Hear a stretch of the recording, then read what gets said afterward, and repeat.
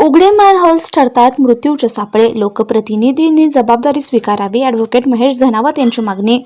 जालना शहरातील रस्त्यावर उघडी आणि असमान पातळीवर असलेली मॅनहोल्स नागरिकांच्या जीवावर उठली असून यामुळे रोज लहान मोठे अपघात घडतात. मंगळवार दिनांक 20 जानेवारी 2026 रोजी सकाळी 11 वाजता महापालिका प्रशासनाच्या या अक्षम्य दुर्लक्षाविरोधात आता नोटरी असोसिएशनचे कार्याध्यक्ष ॲडव्होकेट महेश धनावत यांनी आवाज उठवलाय. सुरक्षित रस्ते मिळणे हा नागरिकांचा मूलभूत अधिकार असून अपघातांना सर्वस्वी पालिका प्रशासन जबाबदार आहे. आता शहरातील निवडून आलेल्या लोकप्रतिनिधींनी या गंभीर समस्येकडे लक्ष देऊन आपली जबाबदारी पार पडावी असं स्पष्ट मत त्यांनी मांडलंय. जालना शहरातील अनेक प्रमुख रस्त्यांवर आणि गल्लीबोळात मॅनहोलची झाकणं तुटली आहेत किंवा ती रस्त्याच्या पातळीपेक्षा खाली वर आहेत. त्यामुळे दुचाकीस्वार, सायकलस्वार आणि पादचारी यांना जीव मुठीत धरून चालावं लागतंय. विशेषतः रात्रीच्या वेळी आणि पावसाळ्यात याचा धोका अनेक पटींनी वाढतो.